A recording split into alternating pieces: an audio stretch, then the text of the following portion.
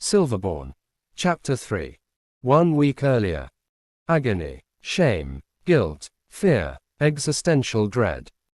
Deepest horror at the unending ignominy and pain of an eternity you can never escape. Imagine what those things might feel like. Then slap them on a nasty old ghost face and you'll have a rough idea of what the unresting look like. Single quote. 7 days before Horlomer's, the retired clairvoyant, Conall O'Leary, had delivered to Unit 919 the first in a series of lectures called Spectre Specifics, a comprehensive guide to the classification of the incorporeal dead. The semester-long course would teach them to identify the various spirits, ghosts and ghouls occupying Nevermoor and determine what must be done with them, which ones could be safely ignored, and which must be dealt with by the society. This introductory session was meant to prepare them for their first time marching in the Black Parade. Morrigan sighed, dropping her chin to her chest. She'd so been looking forward to her first Horlomer's march. Nice tradition, pleasant little walk to honor the dead. But no, of course nothing at once it could possibly be that straightforward. The Black Parade, it turned out, was a ghost trap. Sounds quite chilling, I know. But you might find it settles your nerves to think of it more as paranormal pest control, Conall told them. Now, most folks'll never see the unresting, because they don't want to be seen. But fortunately, or perhaps unfortunately, for us, the unresting have been immortalized by many artists throughout the ages. Some claim to have seen the spirits themselves, others relied on the accounts of others. Here are a few depictions from history to give you an idea. Brace yourselves. Single quote. Unit 919 shrank in their seats as Conall clicked through a dozen ghastly images projected into the air above their heads in the lecture theater. Morrigan didn't close her eyes, but she really wanted to. The artists' interpretations differed wildly in aesthetics, but the general vibe was as Conall had described: lost, guilty, miserable. One piece showed them with monstrously wide mouths twisted into a horrified "oh" as if screaming for help, their eyes no more than sunken, unseeing hollows in skull-like faces. Another depicted red flesh stretched taut across bone, with black veins creeping all over them like ivy, as if the blood had curdled inside, turning toxic and tar-like. Another showed them as pale, membranous, slug-like creatures, crawling along the ground. The thing they all had in common was that none of them looked like a fun time. Our night beacon bearers, Conall went on, fixing his bright, piercing gaze on each child in turn, including yours truly, have the unenviable task of counting the unresting as we gather them, and watching they don't stray towards the public. We must manage this without looking directly at them or making eye contact or in any way acknowledging their presence, lest we agitate or frighten them. Single quote. How do you get chosen for the job? Asked Thadia. Someone in your unit has to die first, Thadia, Mahir reminded her. Which one of us are you hoping to kill off? She grinned. Shall I write you a list? Conall waited for them to settle down before continuing. If you're lucky, you'll never carry a night beacon, and the last time you see the wretches will be today, in these pictures. Leaning on his cane, he pointed the clicker at the horrible image above them. The unresting may look terrifying, but in truth they are pitiful creatures. Mopey, miserable and a touch skittish. However, being pitiful doesn't mean they deserve our pity. While they lived, they were people who did terrible, unforgivable things, and got away with them entirely. They died having never paid for their crimes.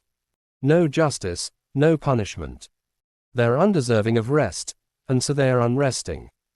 They cannot change their fate or make amends, so they wander ceaselessly, and their numbers grow a little more each year, because they'll never move on from this plane. They're not like the unfinished business crowd, who exist as a temporary paranormal presence until they finish whatever business they need to and then skip town, perhaps off to someplace nicer, perhaps not, who knows. The unresting are different. They're stuck here, consumed by misery, and usually they want nothing to do with us. Like all spectral beings, though, on Horlomas even they can't help but be drawn back to the living. To peek through the curtain at the life they once knew, the life they crave to know again. Single quote.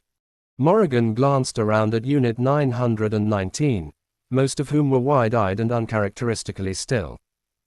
This was their first lesson with Conall O'Leary, whereas she knew him well by now.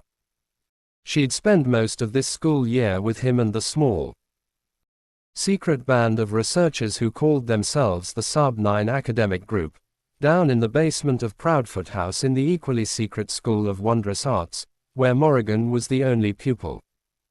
She knew Conall was kind and curious, if occasionally gruff. He taught paranormal subject matter in the School of Arcane Arts and was also the head of the Wondrous Supernatural League. "Are the Unresting dangerous?" asked Lamb, looking up from the notes she was scribbling. "Not in the way you may be thinking, Miss Amara. These aren't poltergeists, phantasms or bogeyfolk. The Unresting sit here, in the harmless rare quadrant of Dr. Saperstein's spirit spectrum." Single quote. Conall clicked to a new image. The scholars exhaled in relief as the gruesome Unresting were replaced with a graph whose x-axis and y-axis crossed in the middle to make 4 quadrants. The x-axis was labeled harmless on the left and harmful on the right, while the y-axis ran from rare at the bottom to ubiquitous at the top. The Unresting sat a smidge below the horizontal line, in the lower left of the graph. It was Thadia who raised her hand to ask the obvious question. "If they're so harmless, why are we wasting our Horlomas night rounding 'em up when we could be doing something useful like, I don't know, trapping something that's actually dangerous?" Single quote. "Or trick or treating," suggested Hawthorne. "Because, Miss MacLeod, in the Wondrous Society's slightly controversial opinion, Saperstein's classification of the Unresting isn't entirely correct. He classified them this way because they cannot touch the living, but of course physical harm isn't the only kind of harm there is." Conall looked up, his expression thoughtful, and tapped his cane softly on the dais. "It's hard to describe, but the Unresting exude a sort of uneasiness.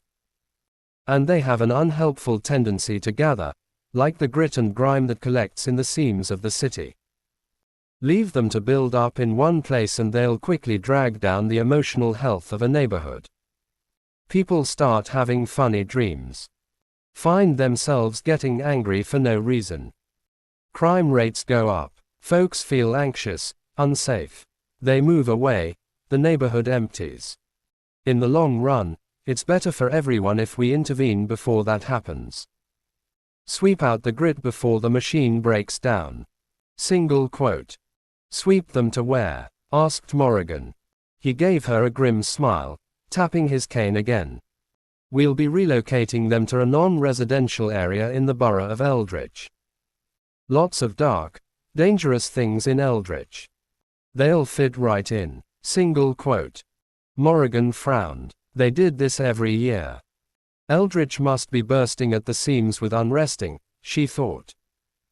She wanted to ask how many there were, and how the society made 'em all stay in one place, but Conall turned away, moving to drag a stool from the side of the dais. Arch jumped up to lend a hand. "Good man," the teacher said, sitting down with a sigh of relief. He clapped a hand on his knee. "Now, you may recall our parade last year was cancelled. That means this year's will attract more Unresting than usual, so it's more important than ever to stick to the rules.